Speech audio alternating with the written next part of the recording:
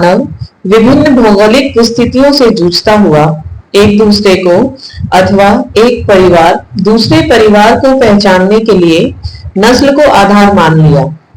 यह अधिकतर मुख मुद्रा पर मान लिया गया, जिससे अनेक समुदायों का अंतर विरोध सहित पहचान हुआ।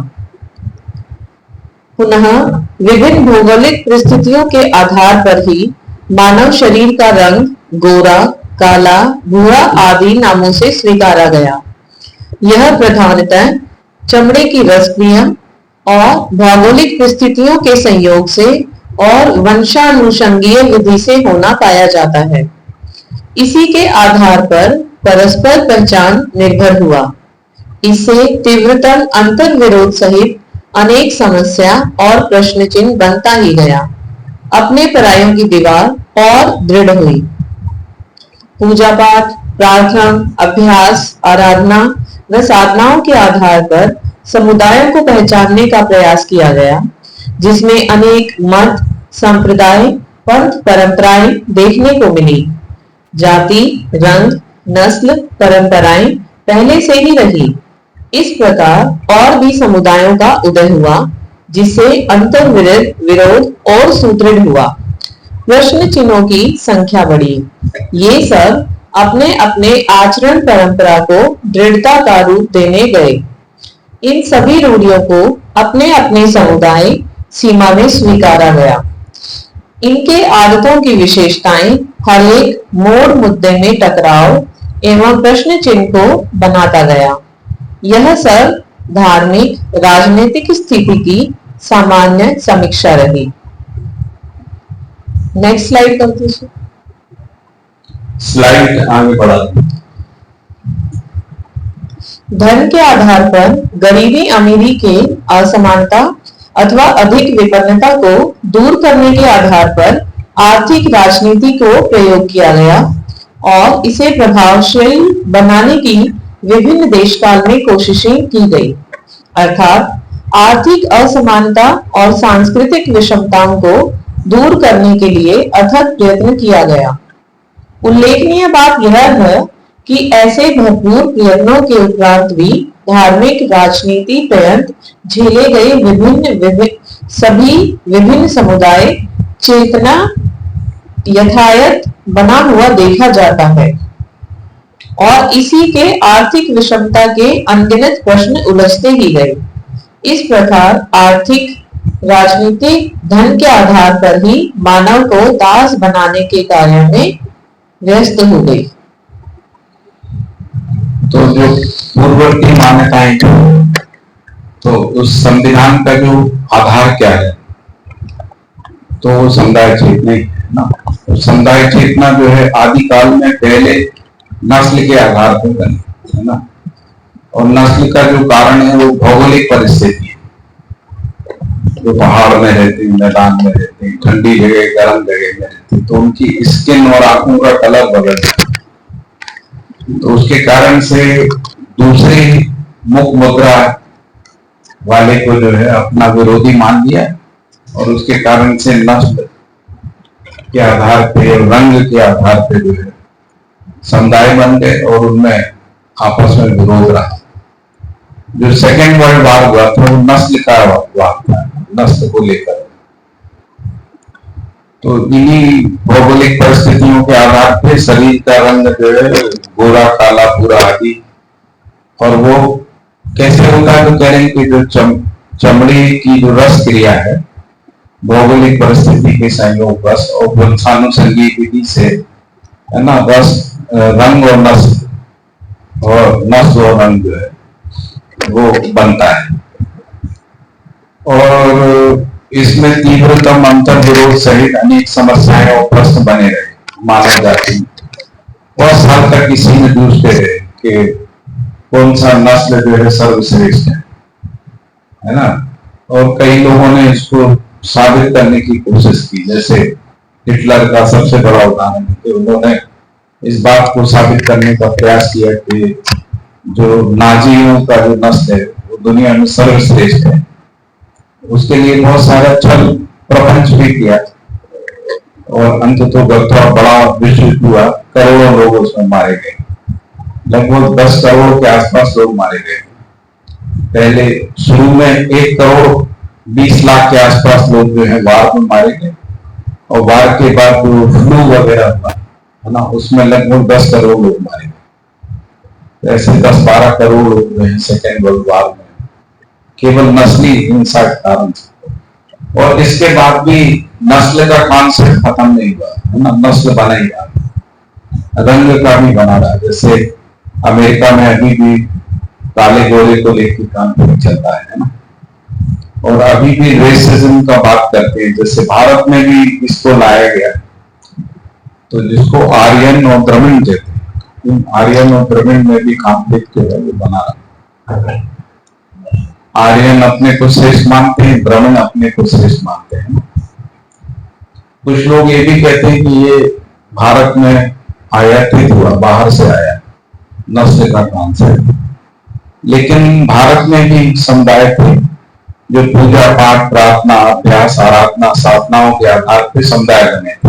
बहुत सारे समुदाय जो इस आधार पर बने, और समुदायगत अपनी पहचान भी बनी है ना। जैसे कपड़ों के रंग के आधार पे, तिलक लगाने के आधार पे, जो परस्पर संबोधन करते हैं उसके आधार पे अपने अपने समुदाय की विशिष्टताओं को दूसरे से भिन्न है ना बनाए रखने का जो प्रयास हुआ। इन समुदायों में भी जो है स्वयं श्रेष्ठता का अहंकार हो। हर समुदाय अपने को उपासना के आधार पर, हर समुदाय अपने को दूसरे समुदाय से श्रेष्ठ मानता है ना, और उसके कारण से समुदायों में विरोध बना रहा है। एक ही मतलब ईष्ट होते हुए भी ये विरोध देखने को मिलता है।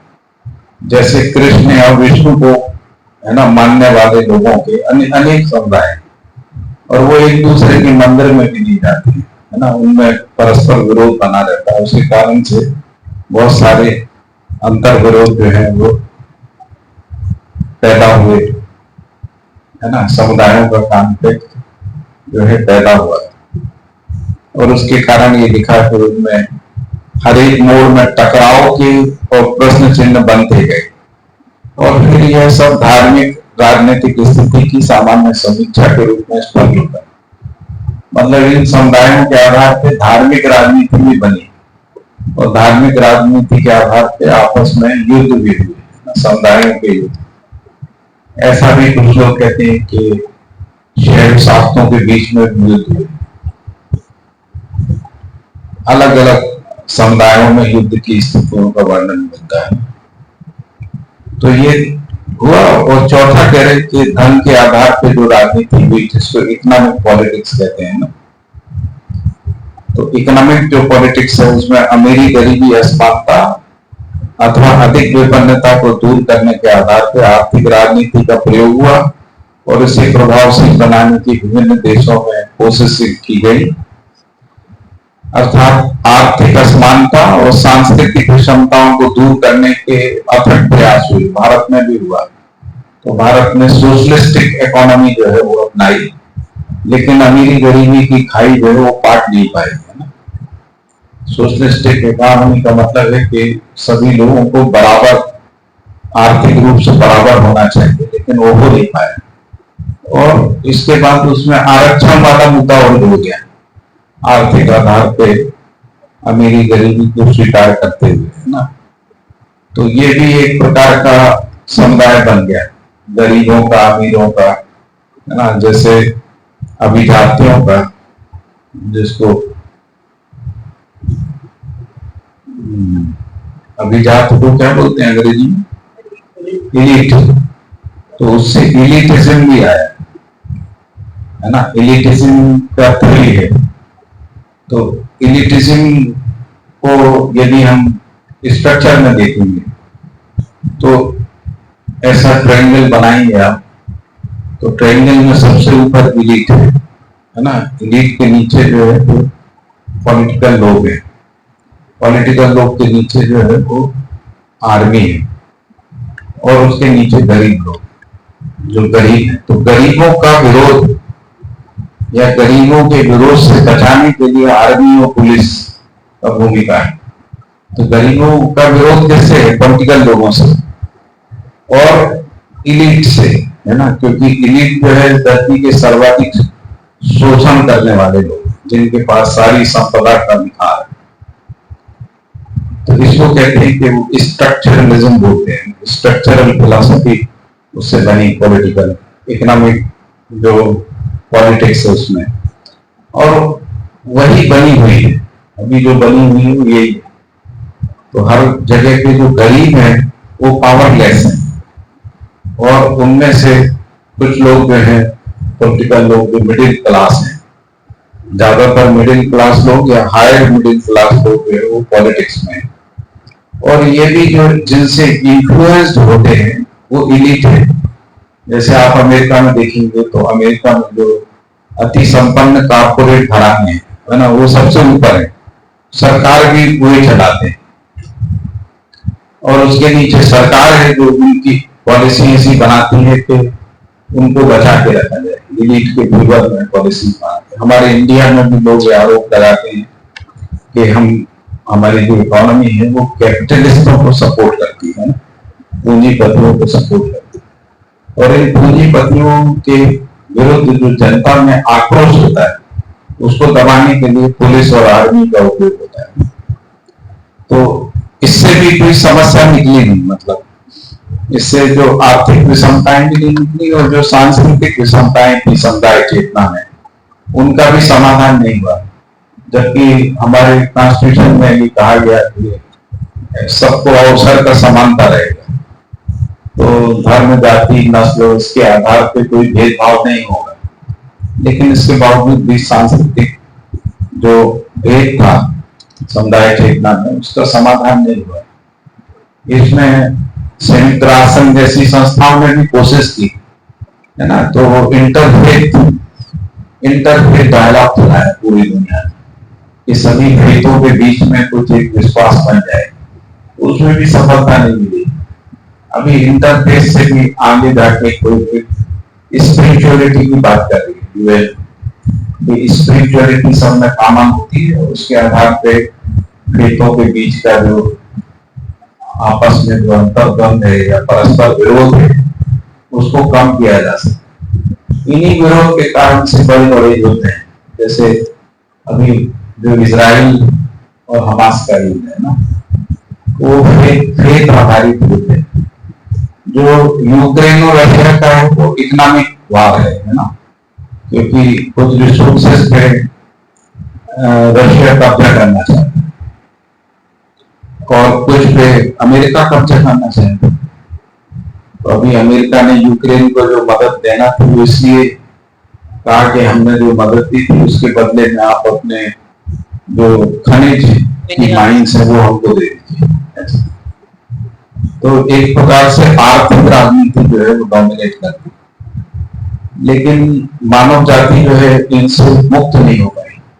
तो जो हम चाहते थे कि संविधान के माध्यम से कि सांस्कृतिक रूप से हम एक हो जाए, जो धर्म, जाति, नस्ल, भाषा, क्षेत्र, इसके आधार पर जो विविधताएं हैं उनका समाधान निकल जाए, है ना, और अमीरी गरीबी के बीच में खाई कम हो जाए, जिसको हम लोग सोशलिस्टिक इकोनॉमी कह रहे थे। ये हो नहीं पाया इन संविधानों से। जो प्रेजेंट स्टेटस है उसको देख के ऐसा लगता है, बल्कि हमारे देश में जो स्वतंत्रता के समय अमीरी गरीबी की खाई थी वो राजा और प्रजा के रूप में थी, सामंतों और राजाओं के बीच में। अभी तो हर शहर में नए नए सामंत, नए नए राजा पैदा हो गए, तो वो बढ़ गई, मतलब जो कम होना थी वो बढ़ गई। तो यही इन्हीं आधारों पर राजनीति होती है। ऊपर के जो 3 आधार हैं उनसे धार्मिक राजनीति, और जो नीचे वाला है जिसको हम लोग इकोनॉमिक पॉलिटिक्स बोलते हैं। ऊपर के जो 3 है काखागा, तो काखागा के आधार पे जो पॉलिटिक्स हुई उसको कल्चरल पॉलिटिक्स भी बोलते हैं या धार्मिक राजनीति कहते हैं, और जो नीचे की है उसको कहते हैं इकोनॉमिक पॉलिटिक्स। तो अभी धीरे धीरे कल्चरल पॉलिटिक्स दुनिया में कम हुई और इकोनॉमिक पॉलिटिक्स जो है वो डोमिनेट कर रही। तो इसलिए इकोनॉमिक वॉरफेयर ज्यादा हो रही, कल्चरल वॉरफेयर की जगह पे, है ना। लेकिन कल्चरल वारफेयर खत्म नहीं हुए, वो भी बने हुए। तो हर संप्रदाय का आदमी दूसरे संप्रदाय के लोगों पे जो हिंसा करता है अपने संप्रदाय के प्रचार प्रसार के लिए, है ना, तो उस संप्रदाय के लोग उनको आतंकवादी नहीं मानते। वो तो कहते हैं हमारे धर्म का काम कर रहा है ना।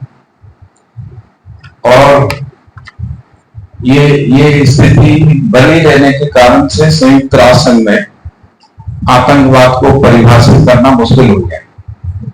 इसी प्रकार से जो कम्युनिस्ट लोग हैं, जो पूरी दुनिया में रेड टेरर के नाम से हिंसा करते हैं ना, कम्युनिस्टों का जो पॉलिटिक्स है वो इकोनॉमिक पॉलिटिक्स है। तो वो रेड टेरर के आधार पर पूरी दुनिया में कम्युनिज्म को फैलाना चाहते हैं। तो कम्युनिस्ट लोग जो हिंसा करते हैं आतंकवाद के रूप में, जिसको हम लोग नक्सलवाद, माओवाद आदि, लगभग 200 ऐसे रेड टेरर ग्रुप हैं पूरी दुनिया में जो निरंतर हिंसा का काम करते हैं।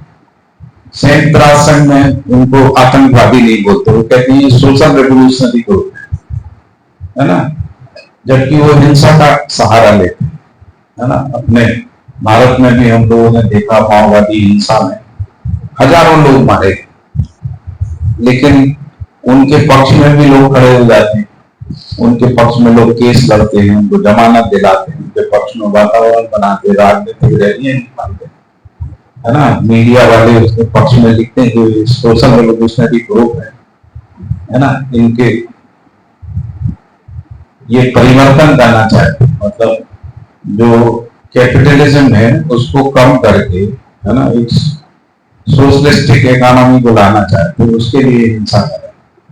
तो हिंसा परिभाषित ही नहीं हो रही, हिंसा परिभाषित, इसलिए पूरी दुनिया हिंसा का शिकार बनी हुई है इन संविधानों की छत्र छाया के बावजूद भी। तो ये समस्या है, जबकि मानव के लिए युद्ध अवांछनीय है। युद्ध करता हुआ मानव भी युद्ध को स्वीकारता नहीं, है ना, जैसे हिंसा करता हुआ हिंसा को स्वीकारता नहीं। लेकिन इससे जो कुछ हुआ उसमें हम हिंसा से, युद्ध से, द्वेष से, घृणा से, इससे मुक्त नहीं हो पाए, संघर्ष से मुक्त नहीं हो पाए, द्रोह विद्रोह से मुक्त नहीं हो पाए, जबकि मानव द्रोह विद्रोह नहीं चाहता।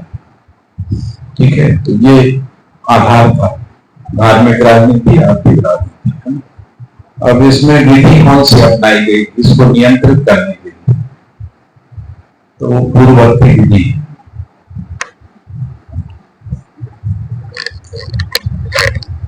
पूर्ववर्ती विधि समर और दंड नीति केंद्रित शासन सर्वोपरि विधि माना गया और लोक रुचि का प्रोत्साहन कल्पना के आधार पर अनेक कार्यक्रम विभिन्न राज्य राष्ट्रों में प्रस्तुत किए गए, जिनकी कार्यशैलियों को साम, दाम, भेद, दंड के रूप में देखा गया। इन्हीं के सहारे पद, भोग लिप्सा एवं समृद्ध सुविधा सहित द्रोह विद्रोह, शोषण युद्ध के रूप में एक दूसरे के समक्ष परस्पर समुदायों ने अपने को प्रस्तुत किया। यह भी परिलक्षित हुआ कि प्रत्येक समुदाय अपने अस्तित्व को बनाए रखने के लिए किसी भी अनीति को नीति की पोशाक पहनाकर उपयोग करते आया। प्रत्येक शासन उन समुदाय की जनता को सुख शांति और यथास्थिति को संरक्षण देने का आश्वासन देते हुए, विश्वास दिलाते हुए असफल हो चुके या होने वाले हैं। अर्थात संपूर्ण राज्य राष्ट्र अपनी सीमाओं में अथवा भूखंड में निवास करने वाले मानव समुदाय में अंतर्विरोध को तथा पड़ोसी देशों के साथ अंतर्विरोध को दूर करने में समर्थ नहीं रहे, आश्वासन अवश्य ही देते रहे। शक्ति केंद्रित शासन प्रणाली में दंड प्रक्रिया यंत्रणा अर्थदंड और प्राण दंड के रूपों में होना देखा गया। सभी शासन प्रणालियों को सदा से ही भय और प्रलोभन के चक्र में घूमते हुए बनते हुए देखा गया। विभिन्न समुदायों ने अपने अपने आचरणों को श्रेष्ठ माना, साथ ही वे अन्य लोगों के साथ अंतर्विरोध के साथ द्रोह, विद्रोह, शोषण और युद्ध से प्रभावित रहे आए। फलस्वरूप मानव समुदाय की परस्परता में अंतर विरोध रहा और प्रत्येक समुदाय में भी अंतर विरोध प्रश्न चिन्ह बनाकर खड़े रहे। तो मूल रूप से जो विधि रही तो उसको कह रहे हैं कि भय और प्रलोभन की विधि जो है उपयोग में लाई। तो भय को एक शास्त्रीय आधार देते है ना, उससे दंड संहिताएं विकसित करी है और दंड संहिताओं और दूसरा लोक रुचि को प्रोत्साहन दिया गया। ये दो विधियों से है ना नियंत्रण करने का प्रयास किया गया है ना। और ये लिखा है कि जो विभिन्न स्टेट नेशन है, राष्ट्र राज्य है ना, स्टेट नेशन,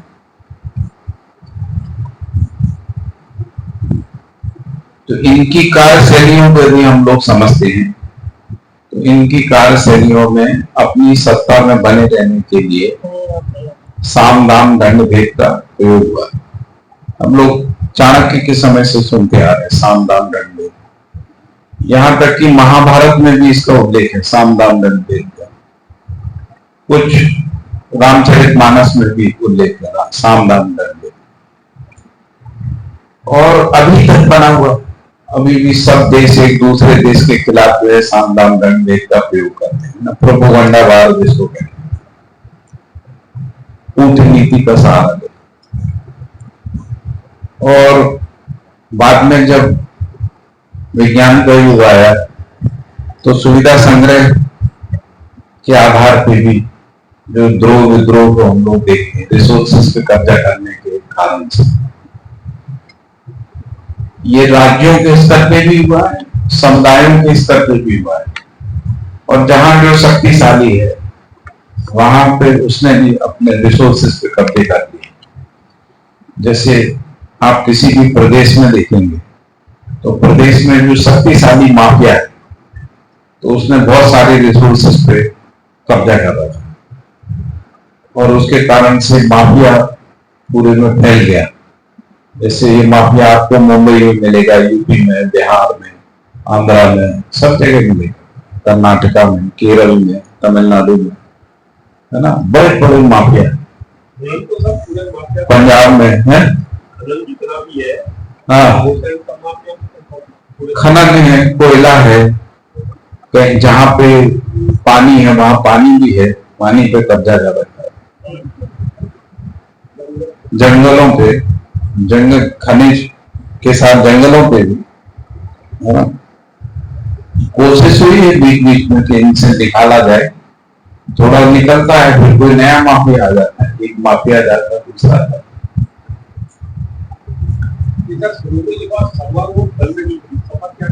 समर यानी युद्ध, समर युद्ध नहीं। साम में, साम दाम में भी साम युद्ध है क्या? साम दाम दंड भेद। साम यानी कुछ ऐसी नीतियां बना दी, दुष्ट नीति है, षड्यंत्रकारी नीति है। नीचे लिखा भी है। तो शक्ति केंद्र शासन प्रणाली में दंड जो प्रक्रिया है या दंड के रूप में शारीरिक यंत्रणा है, आर्थिक दंड है, प्राण दंड है, इस वजह तक हम गए। यहां पर भी यह हुआ कि जब ह्यूमन वन बन गया, ह्यूमन वन, तो कहा कि प्राण दंड तो यहाँ काम नहीं करेगा, जो खुद ही मरने को तैयार है उसको हम मृत्युदंड से कैसे डराएंगे? मृत्युदंड से तो उसको डरा सकते हैं जो खुद मरना नहीं चाहता है, लेकिन जो खुद बम बांध के घूम रहा है मरने के लिए, अब वहां तो प्राण दंड काम नहीं करेगा। तो इससे पता लगता है कि आदमी केवल दंड से नियंत्रित नहीं हो सकता है ना। अभी हम लोगों ने पिछले मेरे ख्याल से 50 साल में ह्यूमन बमों का प्रयोग देखा है ना, बहुत सारे। इंदिरा गांधी को भी उसी का शिकार होना पड़ा, राजीव गांधी को, इंदिरा गांधी है। हमारे यहाँ तो बहुत सारे आतंकवादी हमले ह्यूमन बम के आधार पर हुए हैं ना।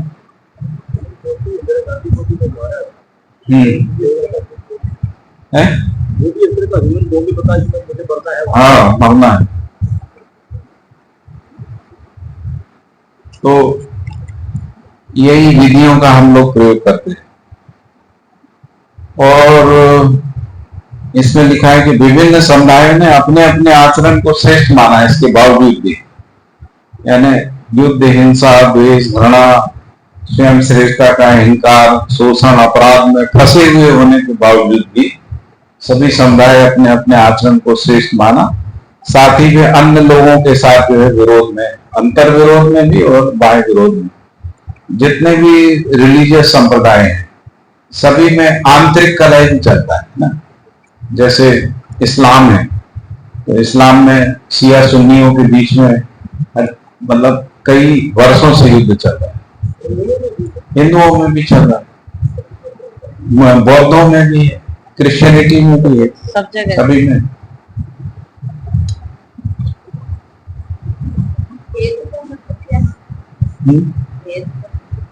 भेद का मतलब है दो लोगों के बीच में अविश्वास पैदा कर देना। जैसे मान लो आप दोनों लोग है ना देख रहे हैं कि इनमें अच्छी मैत्री है, तो आपको कह दिया अरे आप ब्राह्मण हो, कहाँ इनके चक्कर में पड़ गए, तो कुछ ऐसा काम कर दिया जिससे भेद पैदा हो जाए ताकि टूट जाए, संगठन संगठित ना हो पाए, एक नहीं हो पाए, भेद पैदा करना है। प्राचीन काल में चारों नीतियां अपनाते थे दूसरे को डाउन करने के लिए। हाँ, उस काम का मतलब होता है कि बात नीति से, जैसे पूरा चौहान और देवी के साथ और जो धोखा दे दिया उस काम को वो पलटा लो मामले को। हाँ, दाम हो गया। साम का मतलब ये था, दाम का मतलब कुछ घूस दे दो, अधिकारी से काम करा लो काम। और जब नहीं माना दोनों से तो दंड माने मारपीट करके, जैसे अभी आपने जो अंग्रेजों ने साम दाम दंड चारों लगाया, जो आपने बताया अभी शहीदों का, हिंदू मुसलमानों में जो है फूट डाल दी। और फिर लास्ट में भेद है कि जब किसी से नहीं मानते हैं तो भेद करा दो। जैसे विभीषण का और राम का कथा है, बता दिया रावण का सारा भेद राम को। तो इस तरह से बहुत ऐसी घटनाएं हिंदू धर्म में भी हुई है, हिंदू जाति में भी हुई है। और ये चारों बहुत पुरानी चीजें हैं, साम दाम दंड भेद। नहीं इससे नहीं मानते तो इससे, इससे नहीं मानेंगे तो इससे, इससे नहीं मानेंगे तो करा लेते हैं। लेकिन जो ये इनका उपयोग करेगा वो अपराधी नहीं है, वो तो उसको तो वो तो सिद्ध करता है कि हम तो कोई अपनी हम तो राजा हैं, हम तो जनता के हित में कर रहे हैं, क्योंकि तो राजा गलती नहीं कर पाए मान लिया। तो ज्यादातर राजा साम दाम दंड भेद का प्रयोग करके सैकड़ों लोगों की, राजाओं ने ही इसको ज्यादा क्रियान्वित किया, प्रचलन में राजाओं से ही है, ज्यादा आया राजाओं से। उनके यहाँ समुदायों में भी है। हाँ, उनके यहाँ ये सब कुछ रखे जाते थे जासूस टाइप के, वो यही काम करते थे। दो समुदायों में फूट डाल देते, उससे फिर दोनों अलग अलग हो जाते। प्रलोभन विधि से साम दाम दंड का प्रयोग करा।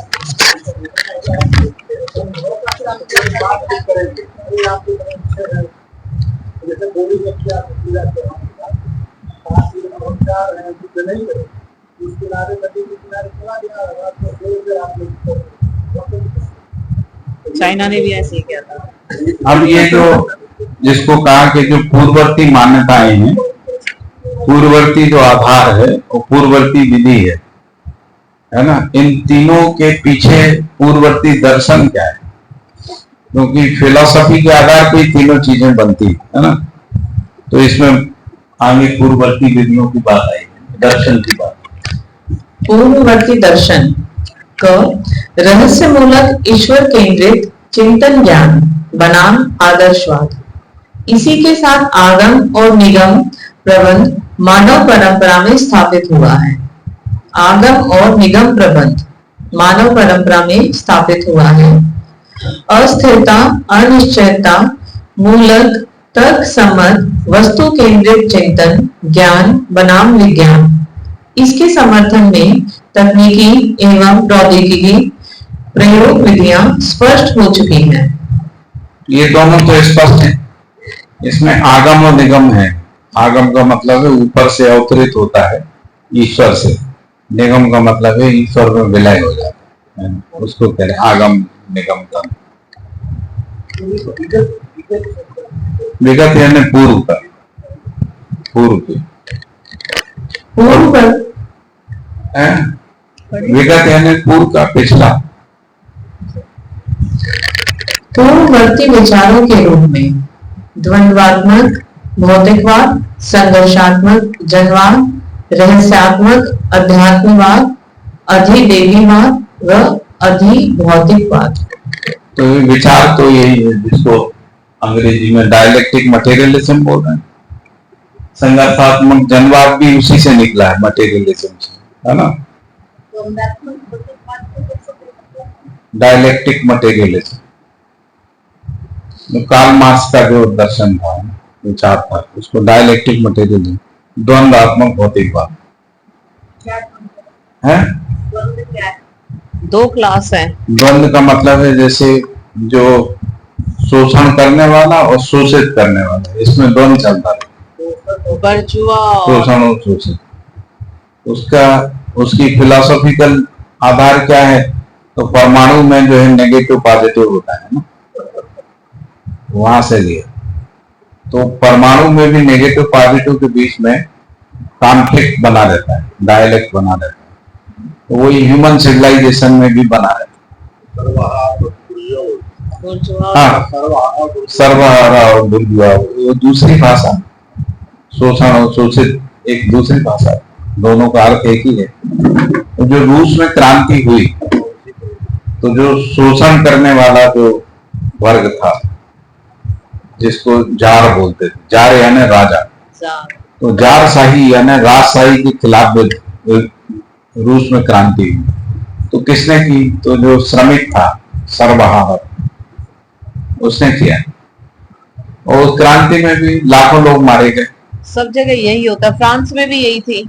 उन्हीं क्लास के बीच में होगा। हाँ, वो एक फ्रांस की क्रांति, रूस की क्रांति।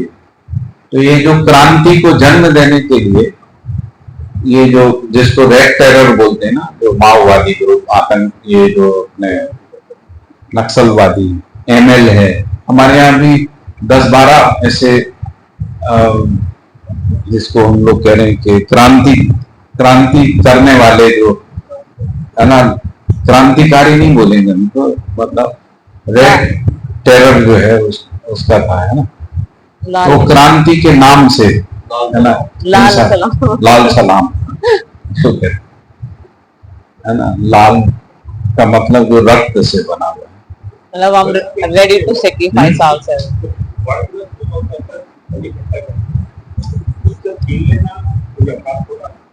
है। हाँ, मतलब वही तो कह रहे हैं। जैसे मान लीजिए डाकू छीन लेते हैं, तो हम उनको डाकू क्यों कह रहे हैं? चोर छीन लेता है, उसको चोर क्यों कह रहे हैं? तो चोर तो सजा क्यों है? उसको जरूरत थी, उसने छीन लिया। डाकू को सजा, डाकू भी तो यही कर रहा है, पैसे वाले से छीन रहा है। चोर भी तो पैसे वाले से छीन रहा है। हाँ, तो वैसे ही अगर स्टेट छीन रहा है, जैसे रशिया छीन रहा है, तो वो क्या है? मानसिकता तो वही। लेकिन जो सरकार छीन रही है वो भी तो डाकू है। हाँ, नई नई टैक्स पॉलिसी जो जा रही है, वो क्या है? वो भी तो डकैती है। वो भी तो आप डाकू मानिए, वो ऑर्गेनाइज सेक्टर है। ये बेचारे इनके पास नहीं है, आईपीसी के हाथ में नहीं है, मुकदमा नहीं लिख सकते। मेरा तो बंद है। वो कुछ बोल रहे। अच्छा, ऐसा है ना। अरे ऑन कर दीजिए। ये लोग जिसको हम नक्सलिज्म कहते हैं या लाल सलाम कहते हैं या डकैत कहते हैं, तो सरकार भी वही काम करती है, नए नए टैक्स लगा करके, या जैसे कि जनता को भ्रमित करना है हमेशा कि आज मुद्दा नहीं, ठीक है, आपका केवाईसी अपडेट नहीं है तो उसमें हो जाओ, आज आपको आधार से लिंकिंग करना है उसमें हो जाओ, तो उन जगह तो ऐसे ही बर्बाद किया जा रहा है ना देश की को। तो ये सारे सरकार भी एकदम बनवा, तो सरकार बड़ा बनता है, छोटे बनते हैं, जो जिसके ऊपर भारी होता है वो अपना काम कर लेता है। एक्चुअली हम लोग डाकू किसको कहते हैं? जिसको हमने अनुमोदित नहीं किया है ना।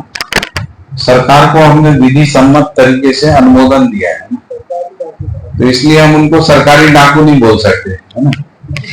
लेकिन सर एक चीज बताइए, लेकिन हम ये कह सकते, या तो फिर हम ये कहें कि डाकू बनाने वाले हम हैं। हाँ है, हमने सरकार बनाई, हाँ हमने उनको अधिकार दिया कि आप हिंसा कर सकते हो, मैं बिल्कुल दिया। आप ठग सकते हो। अच्छा चीटिंग एक चीज बताइए, यहाँ से आप बाहर निकलिए, आपपुर के चौराहे पे जाइए, पुलिस वाला कोई वैसी गाड़ी लेके जाइए इसमें 4 किलो वजन लगा हो, तो तुरंत लपक के आगे कूद के जैसे पता नहीं क्या कोई डायरामा लेके आप जा रहे हो 50 रुपए लेने के लिए। रोड पर खड़े हो जाइए तो 10 रुपए लेने के लिए पूरा का पूरा रोड को जाम कर देते हैं। ये तीसरी चीज, हाँ ये राज्य नहीं करा रहा, ये करप्शन करा रहा। हाँ ये चलो वहां बाद में आएंगे, लेकिन राज्य वाली बात भी बहुत खतरनाक ही है ना। नहीं, खतरनाक है तो खतरनाक तो हम ही है ना, हमारी मानसिकता हमने बनाई ना सरकार। हाँ तो हम लोग ने उनको अधिकार संपन्न दिया, आप लूट सकते हो, ठग सकते हो, है ना, किसी पूंजीपति के लिए नीति बना सकते हो, है ना, आप युद्ध कर सकते हो, आप मृत्युदंड दे सकते हो, हमने दिया अधिकार। तो सरकार को डाकू कहने से पहले अपने को कहना पड़ेगा कि डाकू बनाने वाली जनता है, हमने बनाया।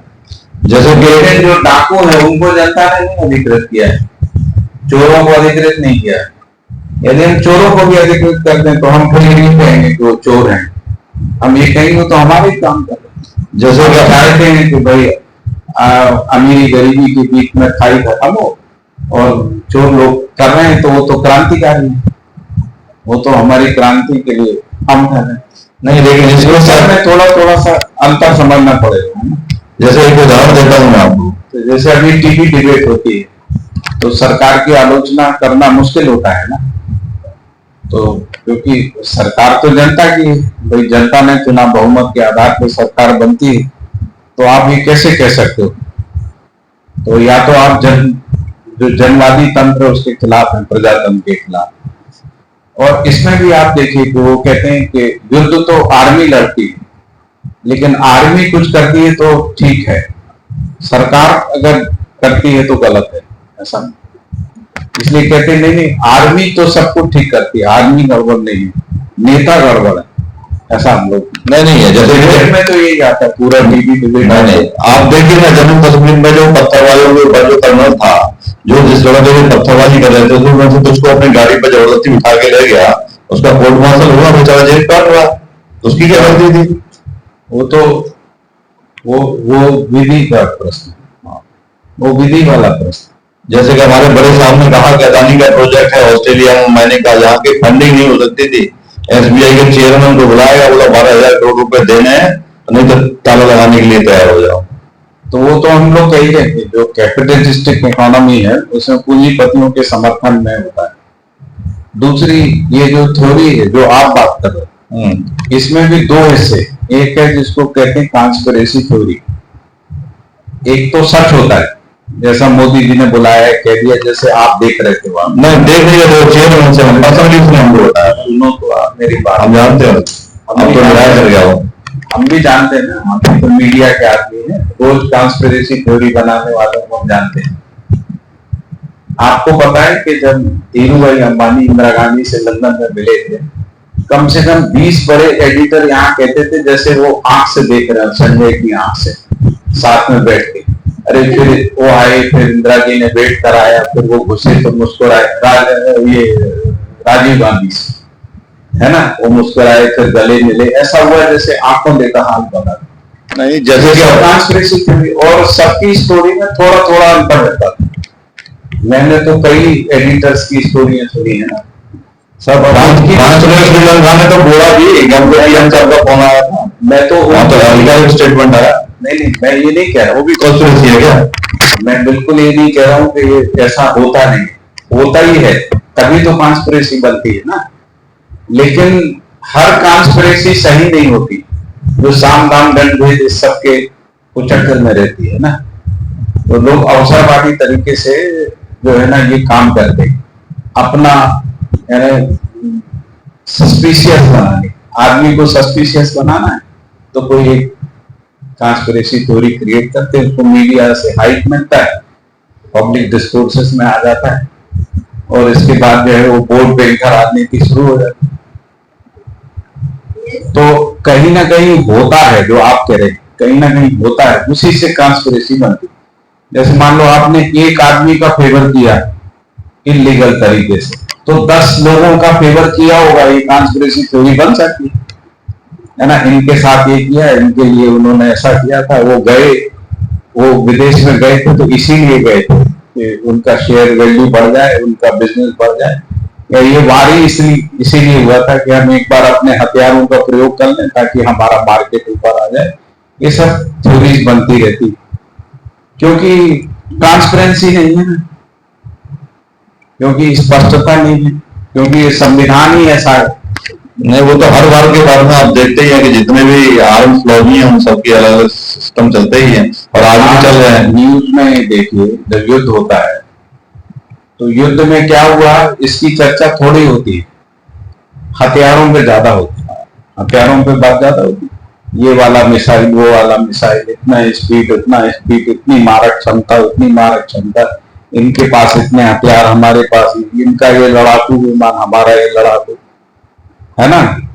फिर अभी ये भी चलने लगा है कि चाइना की फुलझड़ी हो गई, फ्यूज बम हो गए, है ना। इंडिया का जो है तो इंडिया का मार्केट ऊपर हो गया है ना, तो अमेरिका भी चिंतित हो गया कि उसका जेट मारा गया, इंडिया ने पीट दिया तो उनके जेट का रेट भी कम हो जाएगा, डाउन हो जाएगा, तो घबराहट फैल गई। जो बहुत ही मतलब ये सारे, इससे अनुमान लगा सकते हो कि हम कहाँ फंस गए, जाके मानव जाति कहाँ फंस गई। हम ये सब थोड़ी चाहते, हम तो समाधान, समृद्धि और व्यवस्थित पूर्वक जीना चाहते। तो जैसा गौतम भाई देख पाते हैं ना चीजों को, क्योंकि ये पॉलिटिक्स में है ना, तो हम भी ऐसा देख पाते हैं क्योंकि हमने ये सब पढ़ा है, हमने निकट से देखा है, हमने स्टोरियां बनाते हुए देखा है। नहीं, हम एक समय बनाते थे, हम भी बनाते, नहीं प्रेजेंट वाला जो हुआ है ना वो बड़ा खतरनाक हुआ है। हमने एक स्टोरी बनाई, हम नाम नहीं बताएंगे। हमारी स्टोरी जो है किसी अखबार ने फ्रंट पेज पे छापी 6 कॉलम में, अगले दिन जो है ये यूपी और मध्य प्रदेश और ये जो झारखंड या कौन सा स्टेट था, 3 जगह की पुलिस ने मीटिंग करी, स्ट्रेटेजी तय करी, हमारी फर्जी स्टोरी। मैं अपना बता रहा हूं, आपको अकेले में बता भी दूंगा कौन सी है।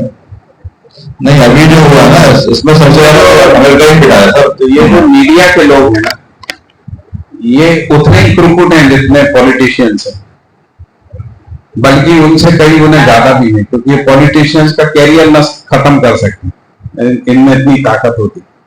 बहुत सारे एडिटर लोग ऐसे रहे जो बैठ के कॉन्स्पिरेसी थ्योरी क्रिएट करते हैं, क्रिएट करने के बाद उसको मीडिया हाइप देते हैं, पता लगा 10-20 नेताओं का कैरियर चौपट हो जाता है। बहुत पावरफुल लोग हैं कई, आपको बताएं, बहुत सारे एडिटर, आपको पता ही होगा, क्लेम करते थे हमने इनको प्रधानमंत्री बनाया, है ना, आपको पता ही होगा। हाँ, सबसे वैदिक वीपी सिंह, विश्वनाथ प्रताप सिंह को प्रधानमंत्री बनाने का क्लेम करने वाले कम से कम 5-7 एडिटर थे जो कहते थे हमने प्लान किया, हमने योजना बनाई, हमने उनको प्रधानमंत्री बनवाया। तो ये सब देखते ही मंत्री बनाने का तो आपने राडिया कांड में देख ही लिया। तो वहां बैठ के पॉलिटिशियन, मतलब बिजनेसमैन जो है वो तय करता है कौन मंत्री बनेगा और फिर मंत्री बनाए जाते हैं। नहीं, इससे वही षड्यंत्र भाई साहब ये होता है, जैसे कि किसी हमारे देश का जब बजट सत्र आता है, बजट जब बनना होता है, कॉर्पोरेट हाउस की जो चिट्ठे जाती हैं उसके आधार पर बजट की फ्रेमिंग होती है और उनके आधार पर जो पॉलिसी बनती है उसके आधार पर पूरी दुनिया, पूरा देश को गुजरता है ना, वो कितना खतरनाक है। आप देखिए जरा, उसी को हम लोग कह रहे हैं अवसरवादी नीति है, अवसरवादी। और ये होता है कि हर बजट में होता है, राज्य बात करता है, क्या बात कर रहा है, सामाजिक आर्थिक राजनीतिक न्याय, और करता क्या है, ये जो ये सब करता है। ऐसा करके जो शक्तिशाली लोग हैं, है ना, जिनके पास पैसा है या मसल पावर है या हथियारों का पावर है या माफिया संगठित, तो वो पूरी सरकारों को नचाता रहता है। एक तरफ कहेंगे तमाशू जैसे कैंसर होता है और दूसरी तरफ फैक्ट्री खुलवाएंगे, बेचो बेटा दवा। इनसे कैसे निकला जाए, मतलब ये जो संविधान है इसी अर्थ में लिखा है, इन सारी समस्याओं का समाधान कोई हो सकता है क्या? यदि इन सारी समस्याओं का समाधान हो सकता, मतलब निर्णय में ट्रांसपेरेंसी आ जाए, है ना, जो आदमी के बीच में जो है न्याय के प्रति निष्ठा हो जाए, ये समुदायों का संघर्ष खत्म हो जाए, कोई भी राज्य साम दाम दंड भेद की नीति का उपयोग ना करे, द्रोह विद्रोह ना हो, इससे निकलने के लिए ये संविधान की बात जो है बाबा जी ने कही। ठीक है, इसमें पूर्ववर्ती शास्त्र और पूर्ववर्ती योजनाएं और बताई। पढ़िए पढ़िए पढ़िए। मैं एक बात ही बोल रही थी, ये जितनी भी आप लोगों ने चर्चा की, वो सारे तो इसकी गए, सारे लोग जितना भी जो भी बने जिस भी पद पर होते, तो वहाँ पर भी तो वो नहीं मिला ना उनको विषय वस्तु, तो उनको वहाँ से भाई टीचर को पता ही नहीं ना, टीचर तो बहुत इनोसेंट होता है, मतलब उसको पता ही नहीं है वो जो पढ़ा रहा है उससे क्या होगा, उससे क्या मानसिकता पैदा होगी। वो जो गेम है, ये जो खिलाड़ी लोग होते हैं ना, जो बड़े प्लेयर्स होते हैं इंटरनेशनल लेवल पे, ये तो टीचर का इस्तेमाल कर लेते हैं। टीचर तो बहुत निरीह प्राणी है ना, उसको कुछ पता नहीं, उसको तो अपना सिलेबस पढ़ाना, अपनी तनख्वाह लेना, बच्चे पालना। सिलेबस ऐसा हो कि ऐसा ना हो। अरे भाई वो कैसे, वो सिलेबस बनाते ही है ना। सिलेबस आपका सिलेबस कौन बनाता है? बनाता कौन है? पढ़ दो सीमा में, आगे पढ़ दो, आगे पढ़ दो। भाई वो तो जरूरत है, लेकिन वो जरूरत पूरी कैसे होगी? आगे पढ़ दो सर। जी आवश्यकता है सर, उसके लिए वो विजन देख के वो तैयार किया जा रहा है, जिसको 2020 की ठीक है। चलना है। अभी 2025 आ गया, इम्प्लीमेंट हुआ 2020। कहीं कहीं कागज में हो रहा है। आपके दिल्ली के स्कूलों में स्किल एजुकेशन 9 से 12 तक पढ़ाने लगे। नहीं, कई जगह इंट्रोड्यूस हो गई है, कई जगह इंट्रोड्यूस हुई हैं, कुछ डिमांड मांगी गई है, कुछ लैब्स बन रही हैं। अभी बन रहे हैं, लगेगा अभी, जब तक नई नीति आ लगेगा, बिल्कुल लगेगा, तब तक नहीं आ जाएगी। ये जो स्किल एजुकेशन है ये जितने भी आयोग बने अभी तक, शिक्षा के आयोग है ना, शिक्षा नीतियां बनी, जैसे इससे पहले 86 की नीति थी, 86 NEP है ना, तो 86 वाली भी लागू नहीं हुई। जितने भी आयोग बने, राधा कृष्णन आयोग है ना, आचार्य राममूर्ति आयोग, ये सब आयोगों का रिपोर्ट जो है पढ़ा रहता है, थोड़ा बहुत कर लेते हैं तो खत्म हो जाता है, फिर नहीं आ जाती। यशपाल कमेटी की रिपोर्ट आ गई, रिकमेंडेशन सबकी सेम रहती है, रिकमेंडेशंस पड़ी रहती बस।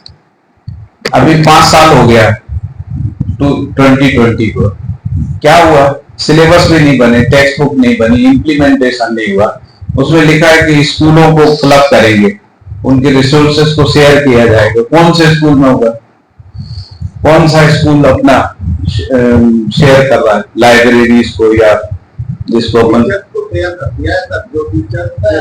स्कूल में नाम दिखाने के लिए? तो पॉलिसी जो है उसमें लिख देना था, पहले 5 साल में शिक्षक शेयर होंगे, अगले 5 साल में लाइब्रेरी शेयर होगी, उसके 5 साल में लेबोरेटरी शेयर होगी, प्लेग्राउंड 10 साल में होंगे। अभी तो सर काम भी चल रहा है, पॉलिसी पे ही काम चल रहा जो है। नीति इम्प्लीमेंट होती है जिस दिन पार्लियामेंट से लागू, उसी दिन से होना चाहिए इम्प्लीमेंटेशन। तो पार्लियामेंट में पारित करते समय ही लिखा था कि 5 साल बाद करेंगे, तो 5 साल बाद पारित करना। उधर रेशम 30 का बताते हैं, इधर 90 पे काम कराते हैं, ये है। अच्छा, ये तो एक भाग हुआ। दूसरा भाग है पूरी मटेरियलिस्टिक एजुकेशन, है ना। अभी जो एजुकेशन है वो मटेरियल सेंट्रिक है, मटेरियल सेंट्रिक सिलेबस है, मटेरियल सेंट्रिक या मटेरियलिज्म सेंट्रिक जो है पूरा एजुकेशन का कंटेंट है। उससे एक मानसिकता बनती है ना। आप इसको समझिए, होता क्या है, जो इज्म होता है वो फिलॉसफी में आता है, फिलॉसफी से थ्योरी बनती है, थ्योरी से एजुकेशन का कंटेंट बनता है, कंटेंट को क्लासिफाई करके सिलेबस बनते हैं ना, सिलेबस से टेक्स्ट बुक बनती है, टेक्स्ट बुक को टीचर पढ़ाता है। ये सारी प्रोसेस में टीचर कहाँ इन्वॉल्व होता है? ठीक है, तो टीचर तो टेक्स्ट बुक मिल गई वो पढ़ा देता है, ठीक है, वो भी कितना पढ़ाता है, वो भी ऑनेस्टली देखें तो नहीं पढ़ा पाता है, ठीक है। अब वो जो टीचर पढ़ाता है उससे मानसिकता बनती बच्चे में जो मानसिकता बनती है वो समाज में जाती है, वो व्यवस्था में जाती है। तो आज जो भौतिकवाद का प्रभाव दिख रहा है हमारे यहाँ, वो अचानक थोड़ी आ गया, शिक्षा से ही आया। उसका इंस्ट्रूमेंट कौन बना? टीचर ही बना, जिसको हम कहते हैं कि टीचर जो है वो भविष्य का नेता है, राष्ट्र का निर्माता है। तो यही राष्ट्र का निर्माण किया टीचर ने पिछले 70 साल, है ना? क्योंकि टीचर को पता ही नहीं है वो क्या कर रहा है, पता भी नहीं करना चाहता। उसका तो पूरा ध्यान इसमें रहता है कि इंक्रीमेंट कैसे लग जाए, नया प्रमोशन कैसे मिल जाए, मेरी फेवरेट स्कूल कैसे मिल जाए, मेरे घर के पास हमको दूर नहीं जाना, इसी में लगा 24 घंटे इसी राजनीति में रहते। करना चाहे तो कर सकता है, ऐसा ये दिक्कत है, ये तंत्र में ही दिक्कत है, ये सारा हमारे संविधान में भी तो सही गलत के लिए तैयार होना चाहिए ना। अभी आपने पॉलिसी बना दी तो आप सुप्रीम कोर्ट भी जाएंगे तो पॉलिसी के पक्ष में ही डिसीजन लेगा ना, क्योंकि संविधान का काम ही है कि वो संविधान के अनुसार फैसला करेगा, है ना, उसकी परिभाषा करेगा, उससे उसी के आधार पर जजमेंट देगा। जैसे कोई चीज इलीगल है तो क्या है इलीगल? जो कानून बना है या जो नीति बनी उसके अगेंस्ट कोई करता है वो इलीगल, तो फंस गया है, मतलब तंत्र यहाँ फंस गया है ना। उसमें शिक्षा भी उतनी ही दोषी है जितना राज्य दोषी है, जितना संविधान दोषी है, जितना हमारे ये सब जो जिन किताबों की बात कर रहे हैं ये सब शिक्षा की वस्तु है आज के समय में, ये हम पढ़ा रहे हैं। हम लोग द्वंदात्मक भौतिकवाद, संघर्षात्मक जनवाद, रहस्यात्मक आध्यात्मवाद, अभी इन दोनों को बढ़ाया है पिछली सरकार। अभी तीसरी बार अभी जो सरकार है वो इसको बढ़ाने का सोच रही है। जो गांव पे लिखा रहस्यात्मक आध्यात्म, पूजा करो, ये करो, घंटे बजाओ, अभी तिलक लगाओ, ये सब करें।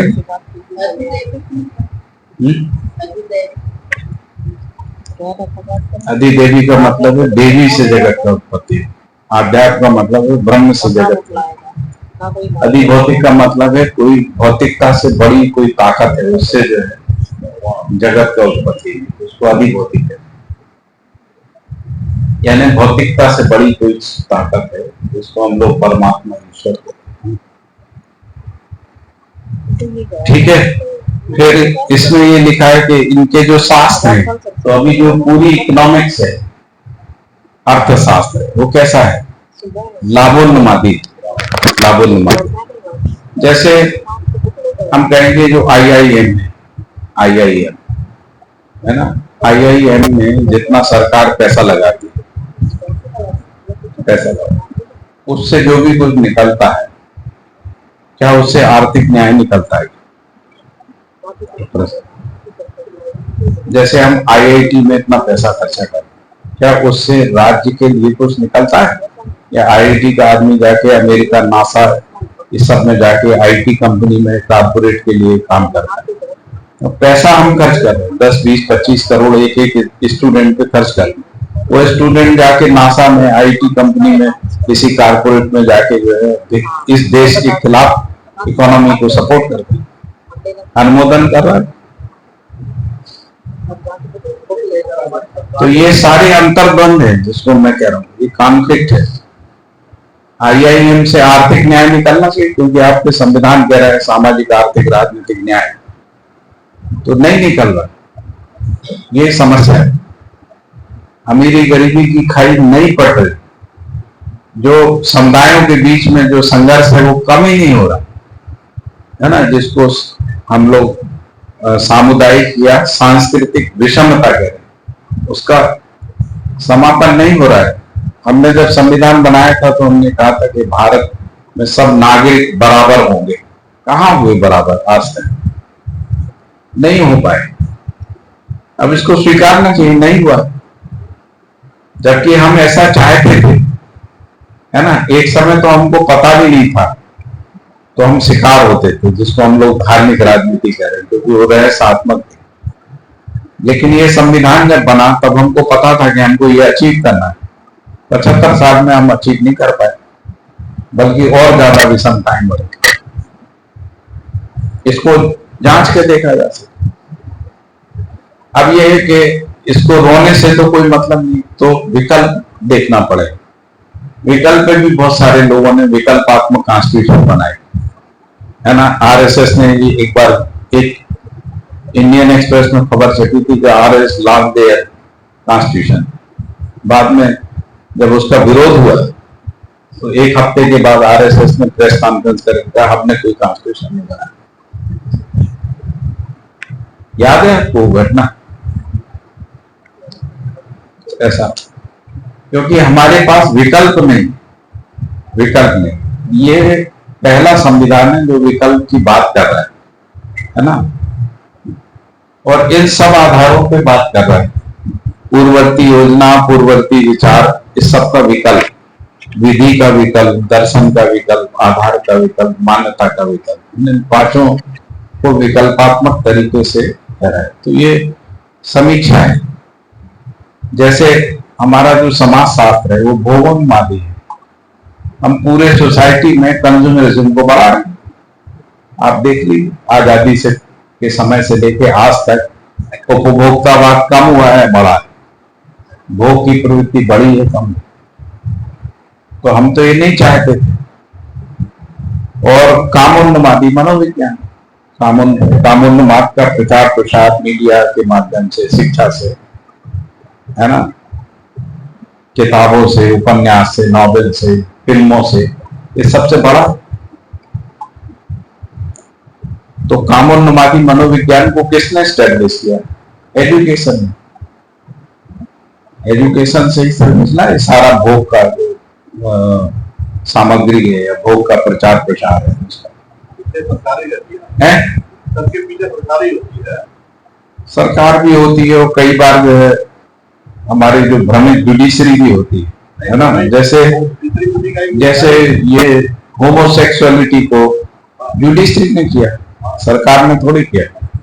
तो अब ये सब गलत प्रवृत्ति है। अमेरिका में ये कहा गया कि जो कॉन्स्टिट्यूशन अमेंडमेंट होते हैं वो बहुमत से होते हैं, ठीक है।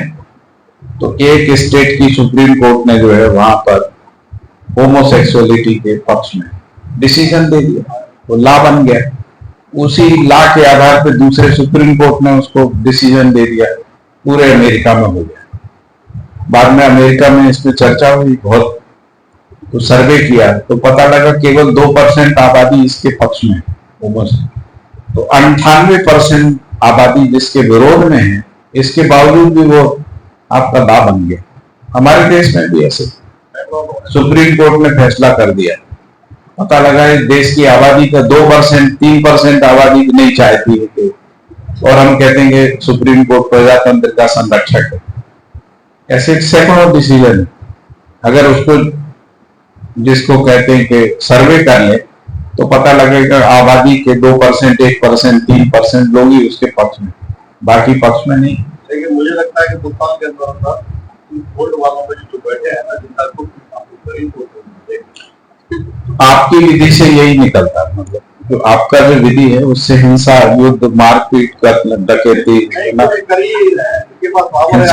आप 70-80% जजमेंट आप देख लीजिए, जिनमें सारे जजमेंट बनेंगे। सही है, वो जो सुप्रीम कोर्ट के भाई जो पीड़ा है वो तो पीड़ा व्यक्त कर देना अपनी। ये अब वो जो पीड़ा का समाधान नहीं है, समाधान हिंसा ही है। समाधान हिंसा, इनको जो है मारो, पीटो, काटो, है ना, ये विधि। तो इस ये वाली विधि से, ये विधि से मान लीजिए आप सक्सेसफुल हो गए तो आप राजा हो जाएंगे देश के। मान लीजिए आप सफल हो गए और आपको, तो आप इसी को फिर बाकी जगह अप्लाई करें। अमेरिका का ये पाकिस्तान को काट दो, बांग्लादेश को काट दो, इसको काट दो। अभी रिसेंट जो सीजीआई रिटायर होने गए, उन्होंने क्या कहा? गरीब के पक्ष में न्याय नहीं हो सकता है। न्याय अगर आपके पास न्याय है, वही तो हम लोग यही तो कह रहे हैं कि न्याय निकला नहीं। न्याय पता ही नहीं न्याय क्या है। जैसे शिक्षक को पता ही नहीं है वो जो पढ़ा रहा है उससे क्या होगा, उसका फल परिणाम क्या होगा। ऐसे जुडिशरी को पता नहीं कि जिसको वो जजमेंट कह रहा है उससे क्या होगा। बहुत स्थिति हालत खराब। बहुत खराब। ये तो भैया देखो, इससे इसकी सीरियसनेस पता लगती जीरो तो पॉइंट खत्म हो गया। केवल हाँ। जितने भी बाकी भी दोनों को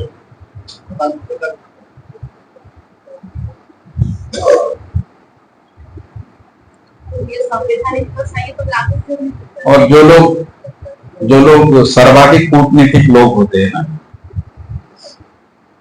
सरकार उनके ऊपर जो खर्चा करती है वो अनअकाउंटेड होता है, मतलब उसका ऑडिट भी नहीं होता। ऐसा है। रॉ वगैरह में जो पैसा जाता है वो जैसे मान लो ISI जो पाकिस्तान सरकार खर्चा करती है ना, तो पाकिस्तान की गवर्नमेंट में जो भी उनका फाइनेंस का हिसाब किताब रखने वाली, जैसे हमारे यहाँ कैग है तो उसका कोई हिसाब नहीं, ISI कितना खर्चा करेगी। ऐसे ही हमारे यहाँ लोग कहते हैं रा है, उनकी जो CIA दुनिया भर में कितना पैसा इस सब में लगाएगी, षड्यंत्र फैलाने में, सब में, उसका कोई हिसाब किताब नहीं, अनअकाउंटेड मनी होती है ना। लेकिन इस मामले में थोड़ा मोदी जी अच्छे निकले। इस मामले में मोदी जी ने थोड़ा काम किया है। हाँ वही। हाँ, कि अज्ञात लोग आकर मार दे रहे थे, तो होता कहाँ था, यहाँ से पैसा जाता था वहाँ बढ़ जाता था। तो वही मैंने कहा ना कि अभी आप उस विधि से सोचेंगे तो यही निकलता, मार डालो, काट दो, हत्या करा दो, यही निकलता, सुधार नहीं निकलता। जो दंड है ना, जो यहाँ पे कहा कि शक्ति केंद्र जो विधि है वो समर की और दंड की नीति, और उसमें भी दंड क्या, आर्थिक दंड, मृत्यु दंड, प्राण दंड, शरीर। नहीं, आपका ये सारा सिलेबस तैयार रहना चाहिए और इधर एकदम से लाठी करना शुरू होनी चाहिए। वो बड़ा सा मानेंगे नहीं भैया, वो जो यदि लाठी विधि से आएगा नहीं, तो कब हमको लाठी मारने लगेगा, इसका भी कोई गारंटी है? लेकिन आपको मतलब जैसे आपको लाठी चाहिए या नहीं, मैं समझ, ऐसा हो चुका है कि आप समझ सकते यदि मान लो लाठी विधि से आएगा हैं। तो जो जैसे लाठी वालों का राज्य होगा ना, इसका थोड़ी राज्य होगा। मान लो हिंसा से ये दर्शन स्टेब्लिश होता तो जो लोग हिंसा करते हैं वही तो राज्य करेंगे। तो वो कहेंगे देखो हिंसा जरूरी है, हिंसा करो, हिंसा का समर्थन करो, वही कोर्स में लाओ, सिलेबस में लाओ। और नहीं तो हमने हिंसा करी तो लोग हमको तो अपराधी कहेंगे। वो हिंसा भी वही लोग कराएं जो सिलेबस तैयार करते हैं। तो वही तो फिर विधि तो वही हो गई ना, निकलता नहीं है। आप देख लीजिए, आप कल्पनाशीलता को फैला के देखिए, हम लोगों ने बहुत सोच समझने के बाद, जब तक आदमी चेंज नहीं, संविधान कोई चीज नहीं है, हमारा अनुमोदन है। हम जैसा सोचते हैं, जितना अधिकतम अच्छा सोच सकते थे, उसी का दस्तावेज संविधान। संविधान तो कागज है ना, किताब है। ये वाला संविधान कैसे लागू होगा ये बताइए। आदमी बदलेगा, शिक्षा भी होगा, यदि जागृति नहीं आती जनमानस में तो नहीं आएगा। इसके लिए 3 योजनाएं हैं जिसकी अभी अपन बात करेंगे, ठीक है? तो ये और पढ़ लेते हैं थोड़ा, इसके बाद अपन विकल्प पे आ जाते हैं। बाबा जी का जो विकल्प है, छोटा सा है? पूर्ववर्ती योजनाएं: धर्म गद्दियों में पापियों को तारना, स्वार्थियों को परमार्थी बनाना, अज्ञानियों को ज्ञानी बनाना, राजगद्दियों में सामुदायिक विकास योजना, कार्य योजना, ग्राम विकास, खंड क्षेत्र विकास, सर्व जन सुविधा के लिए रोजगार योजना, कार्य योजनाएं हैं। रोजगार योजनाएं स्वावलंबन के उद्देश्य से स्थापित हुई हैं, जिससे आर्थिक विषमता दूर होगी, ऐसी अभिप्सा समाई हुई है। आदर्शों को ध्यान में रखते हुए सभी समुदायों का उत्थान, सुविधा भोग, अतिभोग, बहुभोग में रुचि निर्मित करने का प्रचार तंत्र सहित कार्यक्रमों को देखा गया है। फलस्वरूप गलती और अपराध बढ़े, जबकि कामना है परस्पर भाईचारा में सुख पूर्वक रहे। इसके लिए मानव जीव चेतना से मानव चेतना में संक्रमित होना ही एकमात्र उपाय है। मानव कुल में सार्वभौम व्यवस्था, अखंड समाज में भागीदारी पूर्वक समाधान, समृद्धि, अभय, सह अस्तित्व के प्रति जागृति और प्रवृत्ति सहज होना उपाय है।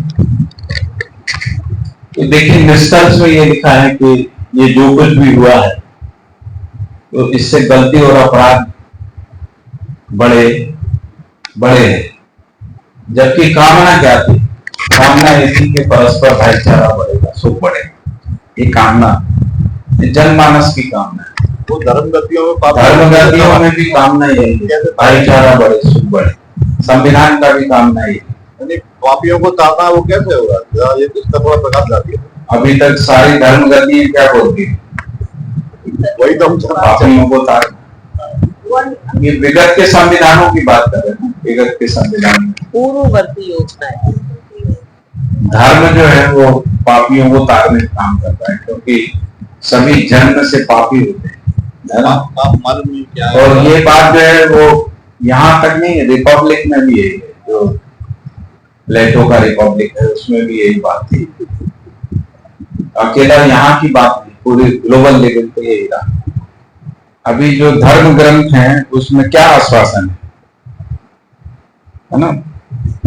यही तो आश्वासन है, पापियों को ताड़ना और स्वार्थियों को परमार्थी बनाना। यहाँ का स्वार्थी परमार्थी बाबा जी दोनों में अंतर है। दोनों यहाँ पे जो स्वार्थी परमार्थी का मतलब धर्म के लिए काम करना। धर्म का मतलब समुदाय। जैसे हम लोग धर्म सम्राट किसको कहते हैं? हिंदू धर्म सम्राट कौन है? जो हिंदुओं के लिए, समुदाय के लिए काम करते, किसी को भी बोले, नाम नहीं बोले। हर धर्म का, हर जाति का कोई ना कोई, है ना, फेस होता है, जिसको जाति का हृदय सम्राट बोलते, धर्म के नाम से। ठीक है, तो अपन उनकी बात करें। तो यहाँ पर वही है, परमार्थी का मतलब धर्म के लिए काम करना, धर्म का आचरण करना। और स्वार्थी का मतलब अपने परिवार के लिए करना। जैसे मान लो राष्ट्र के लिए काम करो, ऐसा परिवार छोड़ो। परिवार के लिए तो स्वार्थी लोग करते हैं, राष्ट्र के लिए परमार्थ हो। राष्ट्र भी एक समुदाय है। और अज्ञानियों को ज्ञानी बनाना ये हुआ ही, क्योंकि जिससे हम ज्ञानी बनाने की बात कर रहे थे वो तो रहस्य से थोड़ी कोई ज्ञान है। आपने पूरी भगवत गीता 25 बार पढ़ ली, ये पता ही नहीं चल पाया ईश्वर क्या है, तो क्या मतलब हुआ कि आप ज्ञानी बने? किताब पढ़,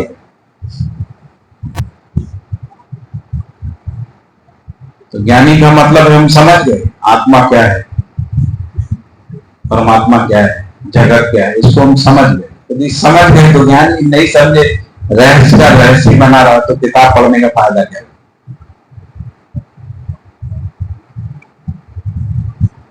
और वो खुद ही कह रही कि इसको समझा नहीं जा सकता। जब समझा नहीं जा सकता तो पढ़ काय के लिए? ये भी कह रहे हैं कि इसको शब्दों में व्यक्त नहीं किया जा सकता, अनिर्वचनीय है। अनिर्वचनीय है तो वो पोथन ने क्यों लिखा? या तो ये कहो कि नहीं, शब्दों से लिखा जा सकता, समझाया जा सकता, समझा जा सकता। सर कहाँ लिखा है ये अनिर्वचनीय? कहाँ पर लिखा है कि अनिर्वचनीय है? गूगल में सर्च कर लीजिए। मेरे को तो फिर कुछ, मैं तो पूछ रही हूँ। वेदों में ही लिखा। मैंने ये नहीं सुना है ना। वेदों में कौन से वेद में? हमारा एक आर्टिकल यहाँ भेज देंगे, उसमें हमने रेफरेंस के साथ लिखा है। ये बहुत सारी चीजें है ना, वेद, फिर पुराण है, कोई वेदांत है, ये अलग अलग चीजें है ना। ऐसा है, हम लोग ऐसा मानते हैं हिंदू सनातन परंपरा में। जब हम लोग बात कर रहे हैं तो मैं हिंदुओं की तरफ से बात कर रहा हूँ। तो वेद सबसे पुराने हैं, वो भगवान से आए हैं। उनको किसी ऋषि ने नहीं लिखा, ऐसा उनको मानते किसी हैं? ऋषि ने नहीं लिखा, संस्कृति है। इसलिए उनको श्रुति बोलते, श्रुति। अच्छा, वेदों के आधार पे जो लिखा गया है ऋषियों ने, उसको स्मृति है। तो सभी स्मृति किसी न किसी ऋषि के नाम, याज्ञवल्क्य की स्मृति, नारद की स्मृति, मनु स्मृति, ऐसे सब ऋषियों के नाम से। इन दोनों के आधार पे जो दर्शन लिखे गए वो भी ऋषियों ने लिखे, जैसे न्याय, वैशेषिक, सांख्य, योग, मीमांसा, उत्तर मीमांसा है। तो कपिल है, गौतम है, प्रणाम है, पतंजलि है, जैमिनी है ना, या गौड़पादाचार्य है, आदि उनके नाम से। ठीक है, इनमें ये कहा कि इन सब का जो सार है, अरे ये एक्स्ट्रा वाला वहां भी 2 लगे हुए हैं, देखो।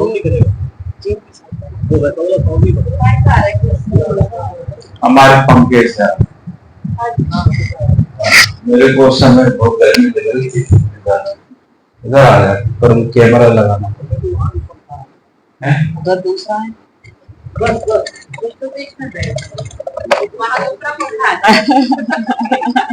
ये थोड़ा कम था हमने, ठीक है।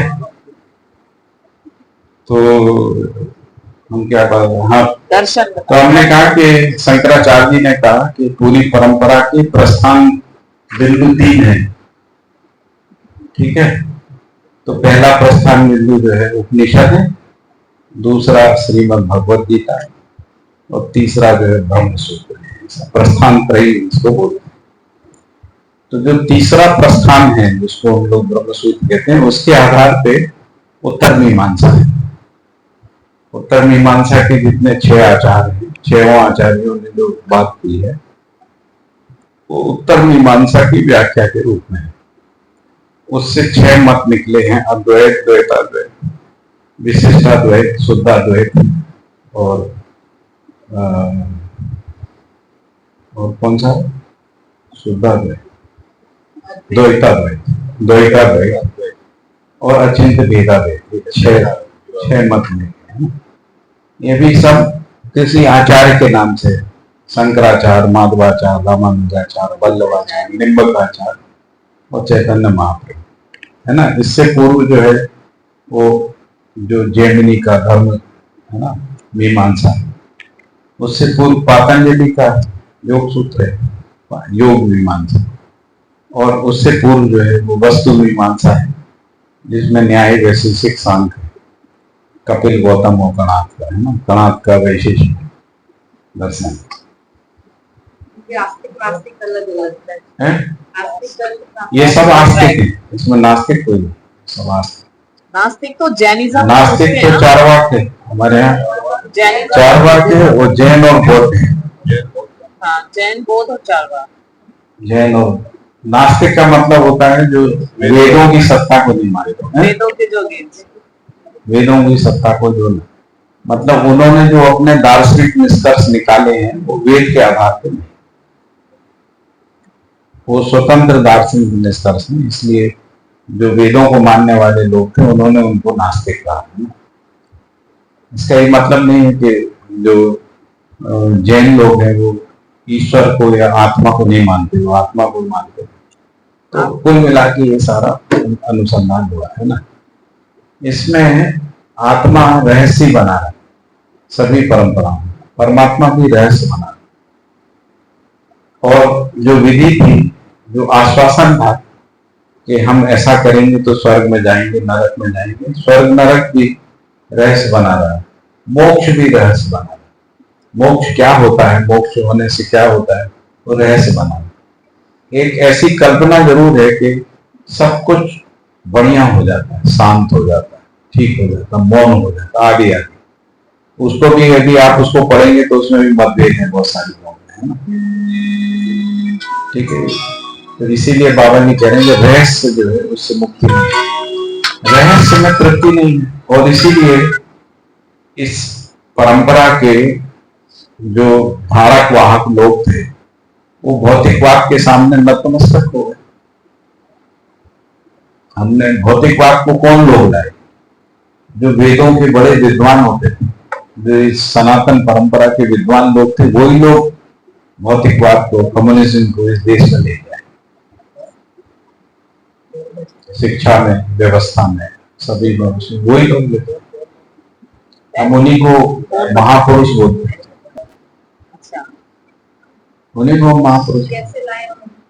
अब वो सब इतिहास है, हमने आपको अपना निष्कर्ष बताया, इसको आप जांच के देख लीजिए, नहीं तो अकेले में बात कर लेंगे या हम अपना आर्टिकल दे देंगे जो हमने देखा है।